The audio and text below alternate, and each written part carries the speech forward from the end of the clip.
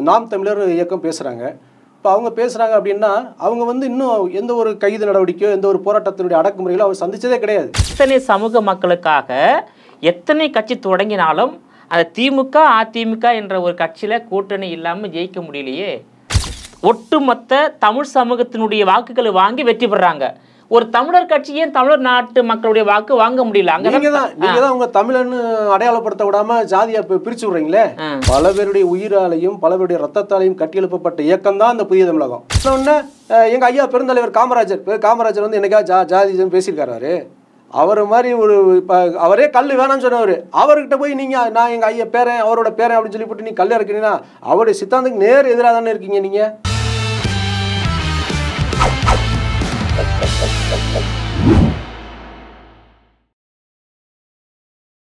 GeM TV நேயர்கள் அனைவருக்கும் வணக்கம். அரசியல் ஆடுகள பகுதியில் இன்று நம்மோடு இணைந்துள்ள புதிய தமிழகம் கட்சியின் மாநில செய்தி தொடர்பாளர் பிரகாஷ் பாண்டியன் அவர்கள் நம்மோடு இணைந்துள்ளார். அவரிடம் இன்றைய அரசியல் நிலவரம் குறித்து விரிவாக விவாதிக்கலாம். சார் வணக்கம். சார் வணக்கம் சார். நல்லா இருக்கீங்களா? நல்லா இருக்கும். புதிய இப்போ வந்து நம்ம ஜெம் டிவி நேயர்களுக்கு வணக்கம் சார். இப்போ வந்து 2024 நாடாளுமன்ற தேர்தலை சந்திச்சிருக்கீங்க. அதில் நீங்கள் தோல்வியை தழுவிருக்கீங்க. அடுத்து 2026 சட்டமன்ற தேர்தலை நோக்கி இருக்கீங்க. 2024 அதிமுக கூட்டணியில் இடம்பெற்று தேர்தல் சந்திச்சிங்க. இப்போ 2026 எந்த கூட்டணியில் இடம்பெற்றிருக்கீங்க, இல்லை கூட்டணி மாற வாய்ப்பு இருக்கா? அதாவது தேர்தல் கூட்டணி அப்படிங்கிறது வந்து ஷேரிங் ஆஃப் ஓட்டு தான். அது வந்து பாலிசியை பேஸ் பண்ணி கிடையாது. நாம் ஒரு போட்டி அப்படின்னு வரும்போது நாம் அந்த போட்டிக்கு எப்படி தயாராகிறாங்க. ஒரு அணினா அணியை தான் வீழ்த்துறதுக்கு பல பேர் சேருவாங்க. இப்போ ஒரு ஓட்டப்பந்தயம் வச்சுக்கிறாங்கன்னா ஓட்டப்பந்தயத்தில் வந்து ஒரு தான் வின் பண்ண முடியும். தனியாக எல்லோரும் ஓடுவாங்க. இது தொடர் ஓட்டம் அப்படின்னு வச்சுக்கோங்களேன். அவங்க ஒரு 4 பேர் சேருவாங்க. 4 பேர் சேர்ந்தால் தான் அந்த தொடர் ஓட்டத்தை வந்து இது பண்ண. அதில் போய் நான் ஒரு ஆள் தான் ஓடுவேன் அப்படின்னா அது வந்து சக்ஸஸ் ஆக முடியாது அவரால். இப்போ நாம் வந்து நம்மளுடைய இது என்னென்னா தமிழகத்தில் உள்ள அனைத்து கட்சிகளும் தனியாக நின்றால் புதிய தமிழகம் தனித்து நிற்கும். நாங்கள் அதிகப்படியான இடங்களில் நாங்கள் வெல்வோம், ஆட்சியை அமைப்போம். அதாவது எல்லா கட்சியும் தனித்து நின்றால் கண்டிப்பாக நாங்கள் ஆட்சி அமைப்போம். அந்த அளவிற்கு நாங்கள் தென் மாவட்டங்களில் வந்து மிகப்பெரிய அளவில் வந்து ஒரு வலுவான கட்சி தான் புதிய தமிழகம். இது வந்து ஒரு குறிப்பிட்ட இதுக்குள்ளே அடைக்கணும்னு நினைக்கிறாங்க. அது அப்படிப்பட்ட இதெல்லாம் இயக்கம்லாம் கிடையாது. நீங்கள் 1993 காலகட்டங்களிலிருந்து புதிய தமிழகத்துடைய வரலாற்றை எடுத்து பார்த்தீங்க அப்படின்னீங்கன்னா இது தமிழ் தேசியத்திற்காக போராடி இருக்கு, இஸ்லாமியர்களுக்காக போராடி இருக்கோம், கிறிஸ்துவர்களுக்காக போராடி இருக்கோம். இப்படி அனைத்து சிறுபான்மையினர் மற்றும் ஒடுக்கப்பட்ட மக்கள் அனைவருக்கும் நாங்கள் போராடி இருக்கோம். எங்களுடைய போராட்ட காலங்கள்லாம் பார்த்திங்கன்னா நெருப்பாற்றில் நீந்து வந்த இயக்கம் தான் அந்த புதிய தமிழகம். அதாவது ஒவ்வொரு இயக்கம் வந்து இன்றைக்கி நாம் தமிழர் இயக்கம் பேசுகிறாங்க. இப்போ அவங்க பேசுகிறாங்க அப்படின்னா அவங்க வந்து இன்னும் எந்த ஒரு கைது நடவடிக்கையோ எந்த ஒரு போராட்டத்தினுடைய அடக்குமுறைகளோ அவர் சந்தித்ததே கிடையாது. நாங்கள் அப்படி இல்லை. நாங்கள் வந்து உயிர் தியாகம் பண்ணியிருக்கீங்க. பல பேருடைய உயிராலையும் பல பேருடைய ரத்தத்தாலையும் கட்டியெழுப்பப்பட்ட இயக்கம் தான் இந்த புதிய தமிழகம். புரியுதுங்களா? இவங்க வந்து அப்படி இல்லை. எங்களுக்கு நாங்கள் ஒரு போராட்டம் நடத்தணும்னாலே பல அடக்குமுறைகள் நாங்கள் சந்திச்சிருக்கோம். இப்போ 2026 சட்டமன்ற தேர்தலில் புதிய தமிழகம் கட்சி எந்த கூட்டணியில் இடம்பெற்று தேர்தல் சந்திக்க போகுது, இல்லை தனித்து தேர்தல் சந்திக்க போகின்றதா? நீங்கள் அது விளக்கம் சொல்லிட்டீங்க. அதாவது எல்லா கட்சிகளும் தனித்து நின்றால் நாங்கள் தனித்து நிற்போம், ஆட்சி அமைப்புன்னு சொன்னீங்க. ஆனால் தனித்து இருக்கக்கூடிய மனநிலையில் எந்த அரசியல் கட்சியிலும் இல்லை. தனித்து நின்னா ஜெயிக்கக்கூடிய வாக்கு வங்கி எந்த கட்சிகளுக்கும் கிடையாது. அதான் தமிழ்நாட்டில் ஒரு நிதர்சனமான உண்மை.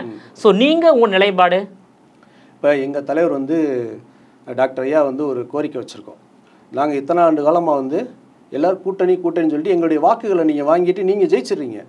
ஜெயிச்சு முடித்த உடனே நீங்கள் என்ன பண்ணிடுறீங்க, உங்களுக்கு தேவையானதை செஞ்சிடுறீங்க. இப்போ நாங்கள் வந்து அம்மையார் ஜெயலலிதா அவர்கள் வந்து எல்லா கட்சியுமே கூட்டணினா எலெக்ஷனுக்கு முன்னாடி 2 மாதம் 3 மாதம் இல்லை ஒரு மாதத்துக்கு முன்பு தான் கூட்டணியை முடிவு பண்ணுவாங்க. ஆனால் மறைந்த முதல்வர் ஜெயலலிதா அம்மையார் அவங்க 2009ஆம் ஆண்டே அவங்க 2009 பார்லிமெண்ட் எலெக்ஷனில் வந்து தோற்ற உடனே அவங்களுக்கு வந்து உளவுத்துறை ரிப்போர்ட் வந்து அவங்க ஒரு இது வச்சுருக்காங்க. அவங்க சொல்கிறாங்க, நீங்கள் புதிய தமிழகத்தை சேர்த்தா மட்டும்தான் நீங்கள் வந்து ஜெயிக்க முடியும்னு சொன்ன உடனே அந்த அம்மையார் வந்து 1.5 ஆண்டுகளுக்கு முன்பாகவே கூட்டணி பேச்சுவார்த்தை நடத்தி நீங்கள் வந்து நம்ம அணியில் தான் இருக்கணும் டாக்டர் அப்படின்னு சொல்லி கூப்பிட்டு பேசி வச்சாங்க. காரணம் அவங்களுக்கே தெரியும். நம்முடைய வாக்கு வங்கி அவ்வளவு பலமானது. தென் மாவட்டங்களில் உங்கள் கட்சிக்கு எத்தனை மாவட்டங்களில் எத்தனை தொகுதியில் செல்வாக்கு இருக்கின்றது? இப்போ நாங்கள் வந்து 69 தொகுதிகளுக்கு மேலே பார்த்தீங்கன்னா செல்வாக்கு இருக்கின்றது. மினிமம் 60,000 60,000 வாக்குகள் இருக்கும் ஒவ்வொரு தொகுதியிலும். ஒவ்வொரு தொகுதியிலும் இருக்கும். 60,000 வாக்கு வச்சு ஜெயிக்க முடியாது. 60,000 பேர் உங்களுக்கு ஓட்டு போடாலும் ஜெயிக்க முடியாது. தனியா நில்லுங்க, எல்லா கட்சியும் நான் யார் ஜெயிக்கிறான்னு பார்த்துருவோம். தனியா நில்லுங்க. எத்தனை மாவட்டத்தில் தேவேந்தர் குல வேளாளர் அதிகமா இருக்காங்க? நாங்க 23 மாவட்டங்கள்ல இருக்கோம். அதிகமா இருக்கும். 23 மாவட்டத்துல, அதாவது ஒட்டுமொத்த தமிழ்நாட்டுல 38 மாவட்டத்துல 23 மாவட்டத்துல நீங்க அதிகமா இருக்கீங்க. அது தென் மாவட்டத்துல அதிகமா தென் மாவட்டத்துல இருக்கோம். மேற்கு மாவட்டங்கள்னா இந்த பக்கம் போயிடாது. நாங்க கோயம்புத்தூர்ல இருந்து திருப்பூர் இப்படி வந்தீங்கன்னா ஃபுல்லா நாங்க தான் இருப்போம். இங்கிட்டு தஞ்சாவூர், நாகப்பட்டினத்துலேருந்து திருநெல்வேலி, ராம்நாடு, சிவகங்கை, தூத்துக்குடி, தென்காசி, விருதுநகர் ஃபுல்லாக பார்த்தீங்கன்னா மெஜாரிட்டி நாங்கள் அதாவது இருக்கீங்க. ஆனால் தமிழ்நாட்டில் வந்து ஒரு ஜாதிய அடிப்படையாக கொண்ட ஒரு கட்சி வெற்றி பெற முடியல. நீங்கள் பார்த்துக்குங்க. அதாவது தேவேந்திர குல வேளாளருக்கு நீ சப்போர்ட் பண்ணுறீங்க, அவங்களோட உரிமைகளை பாதுகாக்க நீ கட்சி தொடங்கியிருக்கீங்க. உங்களால் தனித்து நின்னா ஜெயிக்க முடியல. இன்னொன்று அதே போல் பாமக வட மாவட்டத்தில் வன்னியர்களுக்காக தொடங்கப்பட்ட கட்சி, அதுவும் தடுத்து நின்னா ஜெயிக்க முடியல. அதே விடுதலை சிறுத்தைகள் வட மாவட்டத்தில் தமிழ்நாடு முழுவதிலும் அவங்க சமூக மக்கள் இருக்காங்க, அவங்களால ஜெயிக்க முடியல. நீங்கள் எத்தனை சமூக மக்களுக்காக எத்தனை கட்சி தொடங்கினாலும் அந்த திமுக அதிமுக என்ற ஒரு கட்சியில் கூட்டணி இல்லாமல் ஜெயிக்க முடியலையே. அதுக்கு என்ன காரணம்? இப்போ நீங்கள் வந்து என்ன நினைக்கிறீங்க அப்படின்னா, புதிய தமிழகம் வந்து தேவேந்திர வேளாளருக்கான கட்சி அப்படின்னு நீங்கள் நினைக்கிறீங்க. இல்லை, நீங்கள் ஜெயிக்கிற இல்லை அப்படி நீங்கள் நினைக்கல, நானும் நினைக்கல. ஆனால் பொதுவான கருத்து அதுவாக தான் இருக்கு. அதான் சொல்கிறேன், நீங்கள் தனித்து நின்று ஜெயிச்சிருந்தா பரவாயில்லையே, ஜெயிக்க முடியல. நீங்கள் வந்து 1996 எலெக்ஷனில் சட்டமன்ற தேர்தலில் வந்து எப்படி நடத்தணும்? அதில் தலைவர் தனிச்சு நின்று தான் ஜெயிச்சாங்க. அதற்கடுத்து தான் வந்து நாங்கள் திமுகவோட கூட்டணி போனோம். திமுகவோட கூட்டணி வந்து தலைவர் விரும்பலை. ஆக்சுவலாக வந்து பார்த்தீங்கன்னா குற்றாலத்தில் நடந்த அந்த கூட்டத்தில் வந்து தலைவர் வந்து எல்லாத்தையும் கேட்குறாங்க, எல்லோரும் கூட்டணிக்கு தான் போகணும். ஏன்னா அதற்கிடையில் இடைப்பட்ட காலங்களில் வந்து 98, 99 நடந்த அந்த பாராளுமன்ற தேர்தலில் புதிய தமிழகம் தனித்து நின்று தென் மாவட்டங்களில் அத்தனை தொகுதிகளிலும் 1,00,000 வாக்குகள், 60,000 வாக்குகள், 70,000 வாக்குகள், 90,000 வாக்குகள்லாம் பெற்ற தொகுதிகள் இருக்குது. அப்போ நாம் தொடர்ந்து 2 தேர்தல் தோத்துட்டோம். அப்போ 3வது சட்டமன்ற தேர்தல் வரும் பொழுது நாம் அதில் தனிச்சு நின்றால் தான் நாம் ஜெயிக்க முடியும் அப்படின்னு சொல்லி தலைவர்கிட்ட வந்து ஜெயிக்க முடியாது, நீங்கள் கூட்டணி வச்சாதாங்க ஜெயிக்க முடியும் அப்படின்னு சொல்லி தலைவர்கிட்ட சொல்கிறாங்க. ஊர் நாட்டாண்மைகள், கட்சியினுடைய பொறுப்பாளர்கள் அத்தனுடைய எல்லாருடைய இதனால தான் தலைவர் வந்து அந்த முடிவுக்கு வந்தாங்க. அப்போ வந்து கருணாநிதியோட கூட்டணி வைக்கிறாங்க. அவர்கள் எப்படி பண்ணாங்க அப்படின்னா, புறமுதுகில் குற்றுவது போல தான். எங்களுடைய வாக்குகளை அவங்க வாங்கிட்டாங்க, ஆனால் அவங்களுடைய வாக்குகள் எங்களுக்கு விழுகலை. இப்போ நீங்கள் 2016 கூட திமுகவுடைய கூட்டணியோடு இருக்கும் பொழுது கூட இப்போ சில பகுதிகளுக்கு ஓட்டு கேட்க போனோம் அப்படின்னா இந்த பகுதிகளுக்கு வேணாம் அப்படிம்பாங்க. ஏன்னா அது வேற ஒரு ஜாதி பிரச்சனை வரும் அப்படின்னு. இது நம்ம இதுக்கெல்லாம் ஈஸியாக வருவாங்க. நாங்கள் அண்ணன் கூட்டணி வச்சுருக்கோம், நீங்கள் என்னென்ன நீங்கள் தான் ஓட்டு பண்ணணும் அப்படின்னு சொல்லி நம்முடைய வாக்குகளை ஈஸியாக எடுப்பாங்க. அவர்களுடைய வாக்குகளை வந்து நமக்கு செலுத்த மாட்டாங்க, அவங்களும் செலுத்த விடவே மறைமுகம் வேலை செஞ்சுட்டு போயிடுவாங்க. இதைத்தான் திமுக செய்தது. அதனால தான் நாங்கள் 2001 தோற்றோம். தலைவர் வந்து சொற்ப வாக்குகள், வெறும் 600 வாக்குலாம் தோத்தாங்க நாங்கள். ஆனால் 2006 மீண்டும் தனித்து போட்டியிட்ட பொழுது கூட நாங்கள் மிகவும் குறைவான வாக்குகள் தான் தோத்தோம். அதுக்கு வந்து எப்படின்னா காரணம் என்னன்னா, அதிமுக கூட்டணி வச்சு தேர்தல் சந்திச்சிங்க. இல்லை, நாங்கள் அதிமுகவுடைய கூட்டணிங்கிறது வந்துட்டு பார்த்தீங்கன்னா 2011 தான். 2006 வந்து நாங்கள் தனிச்சு நிற்கும் பொழுது புதிய தமிழகம் வந்து எல்லா இடத்துலையும் தனிச்சு நின்றுருந்தோம். தலைவர் வந்து சொற்ப வாக்குகள் தான் தோத்தாங்க. அதுவும் எப்படின்னா, அன்னைக்கு இருந்த அரசுடைய அடக்குமுறை, நம்முடைய வாக்குகளை வந்து செலுத்த விடாமல் அவங்க வந்து என்ன பண்ணுறாங்க அப்படின்னா கள்ள ஓட்டுகள் அதிகமாக போட்டு அந்த லீடிங்கை கொண்டு வந்துட்டாங்களே பொழுது நாங்கள் அதாவது உண்மையாக தேர்தல் நடந்தால் புதிய தமிழகம் தான் தொடர்ந்து வெற்றி பெற்று கொண்டே இருக்கும். ஸோ தேர்தல் நேரத்தில் முறைகேடு நடப்பதா சொல்கிறீங்க? அது தெரிஞ்சது தானே. இது என்ன இதில் இருக்குது? சரி, நீங்கள் வந்து அதிமுகவில் கூட்டணி வச்சுருக்கீங்க, திமுகவில் கூட்டணி வச்சுருக்கீங்க. இந்த 2 கூட்டணி அனுபவம் எப்படி இருக்கின்றது? திமுக காட்டிலும் அதிமுக பெட்டராக இருக்கா? இன்னைக்கு இருக்கிற அதிமுக எப்படி இருக்குன்னு தெரியாது. அப்போ ஜெயலலிதாவுடைய அவங்க இருக்கும் பொழுது இருந்த கூட்டணிங்கிறது எப்படின்னா, அவர்கள் வந்து உண்மையாக வேலை செய்வாங்க. நம்ம கூட்டணி கட்சி அப்படிங்கிற ஒரு இதில் வந்து அவங்க வேலை செய்வாங்க. ஒவ்வொரு வீடாக அவங்க அதிமுக வாக்கு வங்கி இருக்கிற வீடுகளில் போய் நம்முடைய வாக்கு எங்கேயும் போயிடக்கூடாதுங்கிறதுல அவங்க தெளிவாக வேலை செஞ்சாங்க. நான் கூட இருந்து வேலை செஞ்சுப்பா, நானும் பயணிச்சிருக்கேன். ஆனால் திமுக அப்படி செய்ய மாட்டாங்க. பேருக்கு வருவாங்க, அவங்களுக்கு தேவையானது என்னவோ அதை மட்டும் வாங்கிட்டு போயிடுவாங்க. திமுக வந்து ஒரு சுயநலமான மிகப்பெரிய சுயநலமான ஆட்சி தான். அது அதில் எந்த மாற்று கருத்துமே கிடையாது. அவங்களோட சேர்ந்து போகிற யாருமே வந்து முன்னேறியதாக கிடையாது. அழிச்சிடுவாங்க. கண்டிப்பா அதுல எந்த மாற்றமே கிடையாது. நீங்க திமுகவோட வளர்ந்த கட்சிகள் இது சொல்லுங்க. இல்ல இல்ல. இப்போ நீங்க நாங்க தனித்து முறை எத்தனையோ முறைகள் நாங்கள் நின்றுருக்கோம். இப்போ ஒரு கட்சி வந்து எதை பேஸ் பண்ணி நிற்கிறாங்க அப்படின்னா எங்களுடைய வாக்கு வங்கிகள். இப்போ திமுக ஏன் இத்தனை ஆண்டு காலம் நீங்கள் ஆட்சி அமைக்கிறீங்க, இத்தனை அமைச்சிருக்கீங்க, ஆண்ட கட்சியாக இருந்திருக்கீங்க, ஆளுங்கட்சியாக இருக்கீங்க, நீங்கள் ஏன் தனிச்சு நிற்க முடியாது? யாரு? திமுக தனிச்சு நின்னா ஜெயிக்க மாட்டாங்க. ஏன்னா அவங்கள்ட்ட வாக்கு வங்கி இல்ல, வாக்கு வங்கி ஒண்ணுமே கிடையாது. இது தெரியுது இல்லையா? இப்போ இது தெரியுது. இப்போ இன்றைய காலகட்டத்தில் திமுகவில் ஒரு 13 கட்சிகள் இருக்கின்றது. அந்த 13 கட்சிகளுக்கும் உங்க கட்சிக்கு தலைவருக்கு வந்து உள்ள விழிப்புணர்வு ஏன் அந்த 13 கட்சி தலைவர்களுக்கும் விழிப்புணர்வு வரல? ஏமாந்து தானே அங்க கூட்டணி வச்சிருக்காங்க. இல்ல அரசியல் கட்சி தலைவர்களே ஏமாந்து திமுக கூட்டணி வச்சிருக்காங்க. பொதுமக்கள் ஏன் ஏமாற முடியாது? இப்ப ஏமாத்துறதுக்கு எப்படின்னா சீமான் மாதிரி உள்ள ஆட்கள் வேணும், நல்லா பேசணும், ஒண்ணுமே மக்களுக்கு செஞ்சிடக்கூடாது. பல போராட்டங்கள் நாங்கள் சந்திச்சிருக்கோம். இப்போ சீமான் அவர்கள் கட்சி ஆரம்பிச்சு அந்த அவர் வந்து இது ஒரு அங்கீகாரம் வாங்கிட்டாரு. இது நாள் வரைக்கும் அவர் சாதித்த ஒரு இதை சொல்லுங்க. அவர் என்ன சாதிச்சிருக்காரு? இப்ப பேசுறாரு தமிழ், நாங்க வந்து தமிழ் தேசிய அமைப்போம், தமிழ் இனமாக இருப்போம், தமிழ் தேசியத்தை ஒழிக்கணும் அப்படின்னு சொல்றாரு. என்ன பண்ண முடியும்? ஏங்க அவர் வந்து கூட்டணியே அமைக்காம தேர்தல் சந்திக்கிறாரு. தப்பு யார் மீது தெரியுமா? தமிழ்நாட்டு மக்கள் மீது தான். நீங்க தமிழ்நாட்டு மக்கள் வந்து யாரு தமிழ் மண்ணில தமிழ் தாய்மொழியை கொண்ட வேட்பாளர்னு தெரிஞ்சு ஓட்டு போடணும். அப்படி ஓட்டு போடாம தொடர்ந்து பிறமொழியாளர்களுக்கு தான் ஓட்டு போடுறாங்க. நான் இன்னும் ஒரு ஒரு பட்டியல் நான் சொல்றேன். 1920 இருந்து 2021 26 வரலும் வச்சுக்கோ, ஒரு 105 ஆண்டுகளாக தமிழ்நாட்டில் வந்து நீதி கட்சி ஆட்சி நடைபெற்றது, காங்கிரஸ் கட்சி ஆட்சி நடைபெற்றது, திராவிட கட்சி ஆட்சி நடைபெற்றது. மொத்தம் 24 பேர் வந்து தமிழ்நாட்டில் முதலமைச்சராக இருந்திருக்காங்க. இதுல வந்து 12 பேர் வந்து தெலுங்கை தாய்மொழியாக கொண்ட அரசியல்வாதி தான் அமைச்சராக முதலமைச்சராக இருந்திருக்காங்க. பார்த்திருக்கீங்களா? மொத்தமே வந்து 8 பேர் தான் தமிழர்கள் வந்து தமிழ்நாட்டின் முதலமைச்சராக இருந்திருக்காங்க. 2 பேர் வந்து பிராமணர் முதலமைச்சராக இருந்திருக்காங்க. ஒருவர் வந்து மலையாளியை சேர்ந்தவர், அவங்க வந்து ஜானகி. மற்றொருவர் வந்து ஜெயலலிதா, அவங்க கன்னடத்தை சேர்ந்தவங்க. ஏன் தமிழ்நாட்டில் ஒரு தமிழன் முதலமைச்சராக வர முடியல? யார் ஓட்டு போடுறது? தமிழ்நாட்டு மக்கள் ஓட்டு போட்டு பிறமொழியாளர்களை முதலமைச்சராக ஆக்குறாங்க. யார் மேல தவறு இருக்கு? தமிழ்நாட்டு மக்கள் தவறு இருக்கு. நீங்க பாயிண்ட் தரீங்க. இப்ப நான் சொல்றேன், இப்ப சீமான் வந்து எந்த ஓட்டை பிரிக்கிறாரு? அவரு தமிழ் ஓட்டு கேட்கிறாரு. தமிழர்கள் ஓட்டு போட்டுக்குன்னு சொல்றாரு. தமிழை வந்து கூட்டணியா சேரக்கூடாது, அதுக்கு ஒரு ஆள் தேவைப்படுது. அதுக்கு சீமானை உருவாக்கி விட்டது திமுக தான். நீங்க எதுவும் இதான் நினைக்காதீங்க, சீமானை உருவாக்கியதே திமுக தான். அந்த தமிழர் ஓட்டுகள் வந்து எங்கேயும் போய் சேர்ந்துடக்கூடாது அப்படிங்கிறதுக்காக பிரித்து விட்டாங்க. இப்போ பாருங்க, இந்த சீமான் பிரிக்கலை அப்படின்னா யார் ஆட்சிக்கு வந்திருப்பா? யார் ஆட்சி வந்திருப்பா? யார்? நீங்கள் சொல்கிற தமிழர் தான் யாராவது வந்திருப்பாங்க.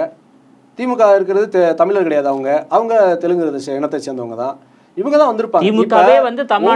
ஒவ்வொரு தெலுங்கு நீங்கள் சொல்லக்கூடிய திராவிடர்கள் தமிழர்களை ஒன்று சேர விடாம இருக்கிறதுக்கு விலை போகக்கூடியவர்களை அவர்கள் ஏமாறுறீங்க. ஒரு சீமான் வந்து ஏமாறல. கருணாநிதி அவர்கள் ஏன் ஏமாற வேண்டும்? அவர் வந்து சீமானிடம் ஏன் மக்கள் ஏமாறுறாங்கன்னா, அவர் ஒரு திரைத்துறையில வல்லமை பெற்றவர். இந்த மக்களை எப்படி வந்து கதை வசனம் எழுதி கதைக்கு ஏற்ற மாதிரி இந்த மக்களை எப்படி திசை திருப்புறது அப்படிங்கிற கருணாநிதி எப்படி அந்த இதுல கைது இருந்தவரோ அதை விட பன்மடங்கு கைது இருந்தவர் தான் அந்த சீமான். சரி, நீங்க சொல்றீங்க. இன்னொன்னு 2021 முதலமைச்சர், தற்போதைய முதலமைச்சர் மு.க.ஸ்டாலின் தலைமையிலான கட்சியை அங்கீகரித்து 13 கட்சிகள் கூட்டணி சேர்ந்து உள்ளது. அவர் வந்து சொல்றீங்க, நீங்க வந்து ஸ்டாலின் குடும்பம் வந்து தெலுங்கை தாய்மொழி கொண்ட குடும்பம்னு சொல்றீங்க. எடப்பாடி பழனிசாமி தலைமையிலான அதிமுகவில் எத்தனை கட்சி போய் சேர்ந்தாங்க சொல்லுங்க? இப்போ ஒரு கட்சியில வந்து எங்க கட்சிக்காரங்களே போயிட்டு அதிமுகவை எடப்பாடி பழனிசாமியை அங்கீகரிச்சு அங்க சேரல. கட்சி வாக்காளர்கள் எப்படிங்க அவங்க ஓட்டு போடுவாங்க? முதல்ல அவங்களுடைய உள்கட்சி விவகாரம், அதுல நம்ம தலையிட வேணாம். அது அப்படி நம்ம எடுத்துக்க முடியாது. எந்த ஒரு இதுவும் வந்து ஒரு கூட்டணியில போய் எங்களை சேருங்கன்னு யாரும் போக மாட்டாங்க. ஒருத்தவங்க ஒரு அணியை வந்து வலுவாக்குறது வந்து யார் அந்த அணியை லீட் பண்றாங்களோ அவங்க தான் எங்களுக்கு இவங்கெல்லாம் வேணும்னு அவங்க தான் கூப்பிடணும். லீட் பண்றவங்க வந்து தான் செய்யற தவறே ஒழிய. இப்ப 2021 ஆண்டு நடைபெற்ற சட்டமன்ற தேர்தலில் எடப்பாடி பழனிசாமி அவர்கள் தேவேந்திர குல வேளாளர் அரசாணையை வந்து அறிவிச்சாங்க. அந்த அரசாணையை அறிவிச்சிட்டு அதை வந்து அதாவது எப்படின்னா அவர் எல்லாமே சாப்பாடு ரெடி பண்ணிட்டாரு. ரெடி பண்ணிட்டு யாருக்கு சாப்பாடு பண்ணுமோ அவங்களுக்கு சாப்பாடு போடாமல் நான் வேற ஒருத்தர் கொடுத்துட்டு உங்களை பட்னியாக போட்ட மாதிரி ஏதோ பண்ணி விட்டார். அரசு என்னாச்சு, தமிழ்நாட்டை சேர்ந்தவங்க பட்னியாக போயிட்டாங்க. அதனால் இவருக்கு ஒன்றுமே தெரியாமல் போச்சு. நீங்கள் அந்த தேர்தலில் புதிய தமிழகத்தின் தலைவரை கூப்பிட்டு டாக்டர் ஐயாவை கூப்பிட்டு அந்த அரசாணையை இந்த அரசாணைக்காக நீங்கள் பல போராட்டங்கள் எவ்வளவோ இலி சொற்களை தாங்கி கொண்டு தேவேந்திர குல வேளாளருங்கிற அரசாணை எத்தனை பிரிவு வருது? 7 பிரிவுகள். அதில் 7 பிரிவுகள். அதில் வந்து பார்த்தீங்கன்னா அந்த 7 பிரிவுகளை வந்து ஒன்றாக்கி தான் தேவேந்திர குல வேளாளர்னு நம்ம கொண்டு வந்தோம். அதற்காக 7 சமூக மக்களை 7 சமூகம் உள்ள ஒரே சமூகத்தில் உள்ள 7 உட்பிரிவுகளை வந்து இது தேவேந்திர குல அறிவிக்கணும். ஆமாம். எவ்வளவு பேர் வருவாங்க தமிழ்நாடு முழுவதும்? தமிழ்நாடு முழுவதும் பார்த்தீங்கன்னா 1.5 கோடி மக்கள் இருக்கும். 1.5 கோடி மக்கள் இருக்கும். 23 மாவட்டங்களை நீங்க எடுத்துக்கங்களேன், 1.5 கோடி மக்கள். 1.5 கோடி மக்களும் புதிய தமிழகத்தை அங்கீகரிச்சு வாக்கு போட்டாலே நீங்க ஃபர்ஸ்ட் எதிர்கட்சியா வரலாமே. ஏன் அதாவது அதான் நீங்க சொல்றீங்க கூட்டணி அப்படின்னு. ஃபர்ஸ்ட் முறை வெற்றி பெற்றாரு கிருஷ்ணசாமி அவர்கள். அடுத்து நீங்க அதிமுக திமுக கூட்டணி வச்சீங்க. ஸோ அது ஜெயிச்சிருக்கீங்க, தோத்துருக்கீங்க. நீங்க வந்து உங்க சமூக மக்களே உங்க கட்சியை ஆதரித்தாலே குறைஞ்சது 50 தொகுதி 60 தொகுதி ஜெயிக்கலாமே. அது ஜெயிக்க முடியலையே. அப்போ உங்க தமிழருக்குள்ள உங்க சமூகத்துக்குள்ள ஒரு ஒற்றுமை இல்லை. அதுதான் பிரச்சனை. நீங்களோட கூட்டணி வைத்தனால தான் 2011 அதிமுக ஜெயித்தது. இதை வந்து ஹிந்து பத்திரிகையில் எழுதியிருக்காங்க. தேவேந்திர குல வேளாளருடைய ஓட்டு வந்து கம்ப்ளீட்டாக டிரான்ஸ்ஃபர் ஆகிருக்கு, அது வந்து புதிய தமிழகத்தின் மூலமாக டிரான்ஸ்ஃபர் ஆனது தான் அப்படின்னு சொல்லி எழுதியிருக்காங்க. அதுக்குள்ளே சான்றுகள் இருக்குது. இப்போ நாங்கள் தனித்து நிற்கும் பொழுது எப்படின்னா எங்கள் சமூகத்தில் ஒரு இது நம்ம கட்சியை வந்து மதிக்காம விட்டாங்களே. அப்போ இவங்களை நம்ம தனிச்சு நிற்கையில் நாம் ஜெயிக்க முடியாது. அப்போ நம்ம எதிரியை வந்து வீழ்த்தணும் அப்படின்னு சொல்லிட்டு துரோகிக்கு ஓட்டு போட்டுறாங்க. சில நேரம் துரோகியை வீழ்த்தணும்னு எதிரிக்கு ஓட்டு போட்டுறாங்க. எப்போ வந்து நம்ம புதிய தமிழகத்தை வந்து நீங்கள் புதிய தமிழகம் இல்லாத கிராமமே இருக்காது. அவங்களுக்கு தெரியும் இந்த நம்மளுக்கு பிரச்சனை அப்படின்னா டாக்டர் தான் வருவார், வேறு யாரும். இன்றைக்கி நீங்கள் தமிழ் தேசியம் அப்படி இப்படின்னு பேசுகிறீங்கல்ல, மாஞ்சோலை தேயிலை தோட்ட தொழிலாளர்கள் எத்தனை காலமாக போராடிட்டு இருக்காங்க. தலைவர் வந்து 30 ரூபா சம்பளம் வாங்கிட்டு இருந்தாங்க. அதை போராடி அவங்களுக்கு 400 ரூபா சம்பளம் வாங்கி கொடுத்தது புதிய தமிழகம் தான். அது வந்து முழுக்க தேவேந்திர சமுதாயம் மட்டுமே கிடையாதுங்க, எல்லா சமுதாயமும் இருக்கிறது. அந்த எல்லா சமுதாயத்துக்காகவும் தான் தலைவர் போராடினாங்க. இப்போ நாங்கள் இப்போ வந்து என்ன சொல்கிறாங்க, இப்போ முதல்வருடைய மருமகன் வந்து அங்கே வந்து எக்கோ பார்க் வைக்க போகிறாரு, சபரீசன். ஆமாம், அவர் எக்கோ பார்க் வைக்கிறதுக்காக இந்த மக்களை வெளியேற்றுறாங்க. நீங்கள் வீட்டுக்கு வரி கட்டாமல் இருந்தால் வீட்டில் இருந்துருவீங்களா? எத்தனை மணி நேரம் நோட்டீஸ் அனுப்புகிறாங்க, வேறு என்னென்ன பண்ணுவாங்க? வீட்டில் வந்து நோட்டீஸ் ஒட்டி அவங்களை இது பண்ணுவாங்க. ஆனால் 1000 கோடி வரி கட்டாமல் ஒரு கம்பெனி முன்னாடியே மூடிட்டு கிளம்புறான். அவங்களுக்கு யார் ஆதரவாக இருக்கிறது? இந்த திமுக அரசு. தன்னுடைய மருமகன் வந்து அங்கே போகணுங்கிறதுக்காக திமுக அரசாங்கம் வந்து குற்றவாளிகளுக்கு ஆதரவாக செயல்படுவதே எங்களுடைய சித்தாந்தம். குற்றவாளிகளை பாதுகாப்பதே அவங்களோட சித்தாந்தம். அது வந்து புதிய விஷயம்லாம் கிடையாது. ஆனால் இன்னொரு விஷயம், திமுகவும் சரி அதிமுகவும் சரி என்னன்னா, ஏன் அதை சொல்றேன்னா, ஒரு தலைவர் வந்து போராடுறாங்க. இன்னைக்கு இருக்கக்கூடிய நீங்களாம் தமிழர் தானே, தமிழ் தேசியம் பேசக்கூடிய இந்த சீமா வந்து நீங்க வந்து போராடி கேட்டிருக்கணுமா இல்லையா? நீங்க வந்து எங்களை கேட்டிருக்கணும். நீங்க வந்து இந்த மாஞ்சோலை மக்களுக்கு டாக்டர் ஐயா போராடுறாங்க, நாங்கள் உங்க போராட்டத்துக்கு வந்து நான் நிற்கிறேன், நான் துணை நிற்கிறேன்னு வந்து எத்தனை போராட்டங்கள், எத்தனை அடக்குமுறைகள். தலைவர் வண்டியில் போனாலே அவர் மதுரை ஏர்போர்ட்டில் வந்து இறங்கினாலே குறைஞ்சது 150 கார் தான் வரும், தொண்டர்கள் வருவாங்க, இது வருவாங்க. ஆனால் அதை கூட காவல்துறை வந்து 4 வண்டியில் தான் போகணும், நீங்கள் இத்தனை வண்டியில் போகக்கூடாதுன்னு சொல்லி 2 முறை தடுத்து அது ஒரு பெரிய பிரச்சனையாகி மறியல்லாம் நடந்ததுக்கப்புறம் தான் அதை வந்து இந்த அரசாங்கம் வந்து உடனே அதோட விட்டாங்க. அப்படியெல்லாம் அடக்குமுறைகளை இன்றும் நம்ம தலைவர் வந்து எதிர்கொண்டு தான் இருக்காங்க. ஓகே சார், இப்போது நீ சொன்னீங்க திமுக அதிமுக 2 திராவிட கட்சிகளுமே ஒரு 59 ஆண்டுகளாக ஒட்டுமொத்த தமிழ்நாட்டு சமூக மக்களின் வாக்குகளை வாங்கி வெற்றி பெற்று ஆட்சி அமைக்கிறாங்க. திமுக 6வது முறையாக ஆட்சி நடைபெற்று வருகிறது. அதிமுக 7 முறை ஆட்சி ஆண்டுட்டாங்க. ஏன் உங்கள் கட்சியால் உங்கள் சமூக மக்கள் வாக்கு வாங்க முடியல? நீங்கள் அது ஒரு பதில் சொல்லுங்களா? கரெக்ட் தானே? இல்ல நீங்க வந்து இப்போ எந்த அடிப்படையில நீங்க சொல்றீங்க நம்ம கட்சி வாக்கு வாங்கலைன்னு? ஜெயிச்சிருக்கலாம்ல, அது 1.5 கோடி மக்கள் சொல்றீங்க இல்லையா? அதுல ஒரு 10-20 தொகுதி ஜெயிச்சிருந்தாலே. நீங்க சொல்றீங்க இப்போ இதே தென்காசி தொகுதி வந்து நீங்க சொல்றீங்க, தென்காசி தொகுதியில வந்து முழுக்க தேவேந்திர வேளாளர்கள் மட்டும்தான் இருக்காங்களா?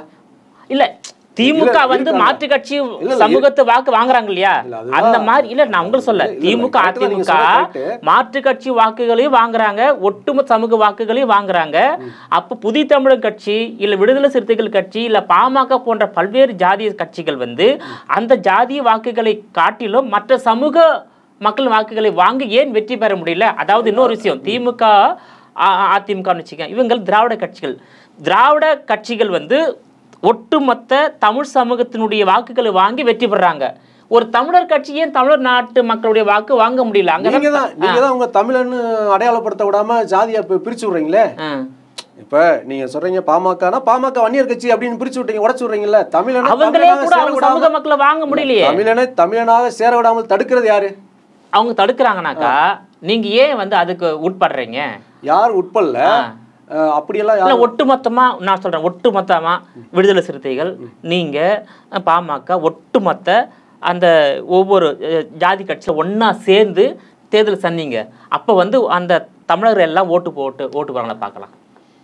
ஸோ இல்லைங்க, ஓட்டு போடக்கூடிய தமிழர்கள் செய்யக்கூடிய தவறால் தான் திமுக அரியணுக்கு வராங்க. ஓகே, தவறு என்பது ஓட்டு போடக்கூடிய அந்த வாக்குச்சாவடி நடைபெறும் தவறு தான் 5 வருஷமும் மக்கள் தண்டனை அனுபவிக்கிறாங்க. சரிங்களா? நீ என்னதான் போராடினாலும் சரி, நீ உங்க மக்களுக்காக போராடினாலும் சரி, மக்களுக்கு விழிப்புணர்வு வர வேண்டும். கிருஷ்ண ஐயாவுக்கு விழிப்புணர்வு வந்திருக்கு, திருமாவளுக்கு விழிப்புணர்வு வந்திருக்கு. இந்த சமூகம் தேவேந்திர சமூகம் வந்து 1996க்கு முன்னாடி வரை பார்த்தீங்கன்னா வெறும் ஓட்டு மட்டும்தான் போட்டுட்டு இருந்தாங்க. அவங்களுக்கு அரசியலே தெரியாது. ஒரு கட்சியில் வந்து போஸ்ட் ஓட்டணும் அப்படின்னா அந்த கிளைச்சாளர் யார், அந்த கிளையில் கூட பார்த்தீங்கன்னா வேற ஒரு கம்யூனிட்டி இருந்தாங்கன்னா அவங்க தான் கிளைச்சாளர் இருப்பாங்க. இவன் அந்த கிளைச்சாளர் பதவி கூட இருக்க மாட்டாங்க. திமுகவில் இருக்கக்கூடிய தேவேந்திர வேளாளர்கள், அதிமுக எங்களுக்கு அது கிடையாது.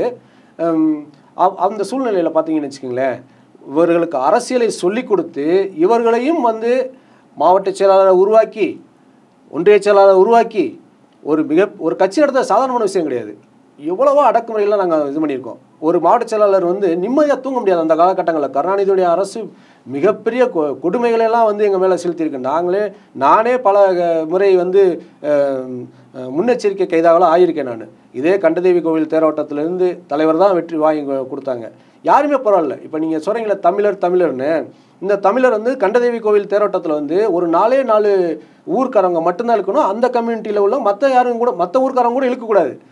அதற்கே வந்து புதிய தமிழகம் தான் வந்து தலைவர் வந்து 1997 போகும்போது இந்த மாதிரி ஒரு கோரிக்கை வைக்கிறாங்க.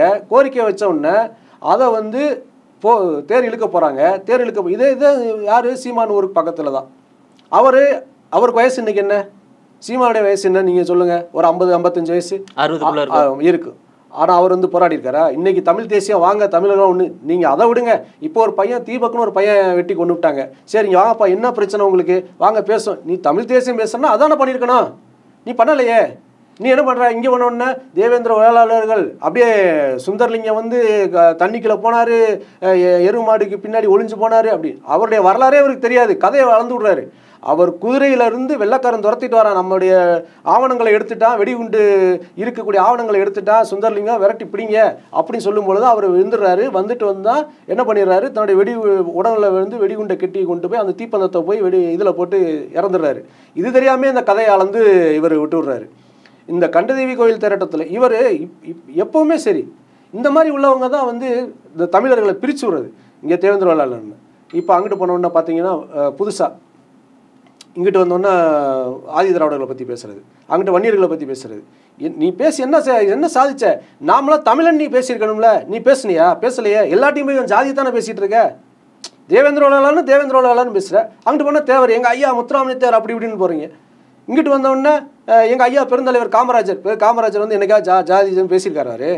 அவர் மாதிரி இப்போ அவரே கல் வேணாம்னு சொன்னவர். அவர்கிட்ட போய் நீங்கள் நான் எங்கள் ஐயா பேரன், அவரோட பேரன் அப்படின்னு சொல்லி போட்டு நீங்கள் கல் இறக்குறீங்கன்னா அவருடைய சித்தாந்தத்துக்கு நேர் எதிராக தானே இருக்கீங்க நீங்கள். கரெக்டாக இல்லையா? இது இப்படி தான் எல்லாமே வந்து தமிழர்களுக்குள் சில புல்லுரிவுகள் இருந்து கொண்டு அவர்கள் வந்து தமிழர்களை ஒன்றுபடாமல் ஆக்குகிறது. சரி, ஓகே சார். இப்போ 2026 புதிய தமிழகம் இப்போ தமிழ்நாட்டில் 4 முனை போட்டி நிலவுகிறது. இந்த 4 முனை போட்டியில் எந்த கூட்டணியில் புதிய தமிழகம் இடம்பெற இருக்கின்றது? அதை வந்து எங்கள் கட்சியினுடைய தலைவர் டாக்டர் ஐயா அவர்கள் வந்து கட்சியினுடைய உயர்மட்ட குழு இருக்குது, பொதுக்குழு இருக்குது, செயற்குழுவை கூட்டி மாற்றுச்செயலாளர் கலந்து தான் முடிவெடுப்பாங்க. தலைவர் வந்து ஒரு டிமாண்ட் வச்சுருக்காங்க, ஆட்சியில் பங்கு, அதிகாரத்தில் பங்கு. இதை வந்து எந்த கட்சி வந்து அங்கீகரிக்குதோ எங்களுடைய கோரிக்கையை அங்கே தான் கூட்டணி வைப்பாங்க. தாவேகா அனௌன்ஸ் பண்ணியிருக்காங்க, தாவேகா கூட்டணியில் ஆட்சி அமைந்தால் இடம்பெறக்கூடிய கட்சிகளுக்கு ஆட்சியிலும் அதிகாரத்தில் பங்கு கொடுப்ப சொல்லியிருக்காங்க. அப்போ தாவேகாவை தேர்ந்தெடுப்பீங்களா? அதை வந்து கட்சி தலைவர் தான் முடிவெடுப்பாங்க.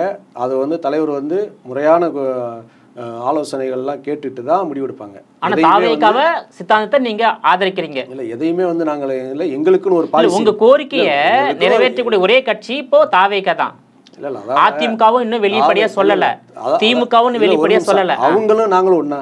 யாரு? தாவேகாவும் நாங்களும் ஒண்ணா? இல்ல, அவங்க நாங்களும் ஒண்ணா இல்ல. எங்களுடைய கட்சி எவ்வளவு பெரிய கட்சி, இது எந்த மக்களுக்காக போராடி பல அருந்ததியருக்கான இரட்டை டம்ளர் முறையை கருணாநிதி அரசு என்ன பண்ணாங்கன்னா, இரட்டை கொலை முறையே கிடையாது, இரட்டை டம்ளரே தமிழகத்தில் கிடையாது அப்படின்னு சொல்லும்போது தலைவர் போய் ஒவ்வொரு டீ கடையாக புகுந்து கோயம்புத்தூரில் கோவை மாவட்டத்தில் எல்லாத்தையும் வந்து உடைச்சி அந்த மக்களுக்கு விடிவு வாங்கி கொடுத்தது தலைவர் தான். ஆனால் இன்னைக்கு அதே அருந்ததியர் மக்கள் வந்து தலைவரை வந்து அவதூறு பேசுகிறாங்க, எங்கள் சமயத்தை ஒழிக்கிறாரு அப்படி இப்படின்னு அவதூறு பேசுகிறாங்க. இந்த மாதிரிலாம் சொல்கிறேன். இப்போதைக்கு நீங்கள் அதிமுக கூட்டணியில் இருக்கீங்களா, வெளியேற்றீங்களா? இல்லை, கூட்டணிங்கிறது வந்துட்டு அதான் 2024 இருந்தீங்க இல்லையா, அது தொடர்கிறதா இல்ல முற்று பெற்று விட்டதா? அது வந்து நாங்க தொடர்றதா இல்லையாங்கிறது தொடருது. இப்ப இருக்கீங்களா இல்லையா, அதான் கேள்வி. இல்லை, நீங்க கூட்டணி தொடருதா இல்லையான்னா இப்ப தலைவர் ஒரு போராட்டம் அறிவிக்கிறாங்க, அந்த தொடருது அப்படின்னு நீங்க சொல்றது தலைவர் ஒரு போராட்டம் அறிவிக்கிறாங்க, அந்த போராட்டத்துக்கு கூட்டணினா நீங்க வரணுமா இல்லையா? இப்ப கூட்டணி அப்படின்னா எப்பவுமே கூட்டணியே கிடையாது, அது கிடையாதுல்ல. எலெக்ஷன் நேரத்துல ஒரு 2024 அதிமுக கூட்டணி அமைச்சிங்க, அந்த கூட்டணி தொடர்கிறதா இல்ல வந்து முடிவுக்கு வந்து விட்டதா, அதான் கேள்வி. தொடர்கிறதா முடிவுக்கு வந்ததா அப்படின்னா, நீங்க மாஞ்சோலை தேயிலை தோட்டத்தில் புதிய தமிழகம் கையில் எடுத்து போராடி வருகிறது, அருந்ததியர் உள்ளொடுக்கீடு எதிராக போராடி வருகிறது. இந்த போராட்டங்களுக்கெல்லாம் அதிமுக உறுதுணையாக இருக்கிறதா? நீங்க அதுக்கு விடை தெரிஞ்சுக்கங்க, அவ்வளவுதான். இல்ல அதுக்கு விட தெரிஞ்சுக்கங்க, இருக்கா இல்லையான்னு எனக்கு தெரியாது.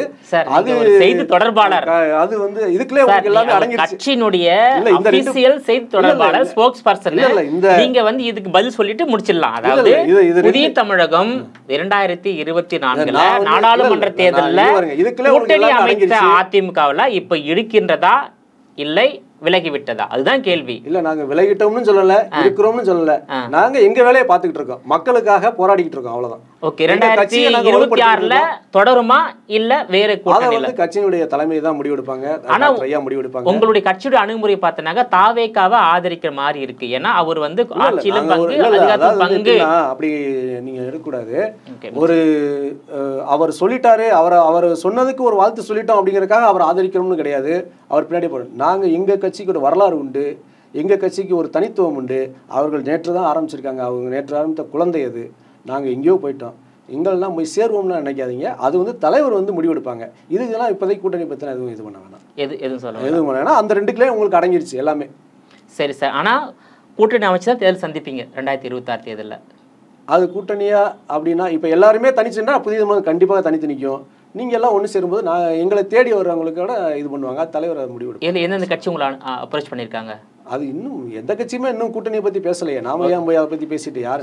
அதுக்கு இன்னும் தேர்தல் காலம் இருக்குது. இப்போதைக்கு மக்களுக்காக போராடிட்டு இருக்கோம். நாங்கள் மக்கள்கிட்ட போய் இப்போ கிராமங்கள் தோறும் தலைவர் வந்து தொடர்ந்து 3 மாத காலமாக ஒவ்வொரு கிராமங்களுக்கும் சென்று இந்த மக்களுக்காக வந்து பாதிப்பு என்ன, இந்த அரசாங்க வேலைக்கு ஏன் நீ போக முடியலை அப்படிங்கிற பாதிப்பை வந்து கிராமந்தோறும் சென்று சுற்றுப்பயணம் பண்ணி சொல்லிக்கிட்டு இருக்காங்க. அதை மக்கள்கிட்ட விழிப்புணர்வு ஏற்படுத்தி அது டிசம்பர் 17ஆம் தேதி எங்களுடைய கட்சியினுடைய மாநாடு மதுரையில் நடக்குது. அப்போ வந்து உங்களுக்கு இது பண்ணுவாங்க. எந்த கூட்டணியில இடம்பெற்று தேர்தல் சந்திப்போன்னு முடிவெடுப்பீங்க? ஓகே, இல்ல தனித்தா இல்ல கூட்டணியா, எந்த கூட்டணியில் முடிவு செய்யுங்க. ஓகே, உங்களோட விரிவான தகவலுக்கு ரொம்ப நன்றி சார். ரொம்ப நன்றி சார். நேயர்களே, மீண்டும் இது போன்ற மற்றொரு அரசியல் ஆடுகளத்தில் மற்றொரு ஆளுமையுடன் சந்திக்கிறேன். அதுவரையில் உங்களிடமிருந்து விடைபெறுவது நான் உங்கள் விஜயபாலன்.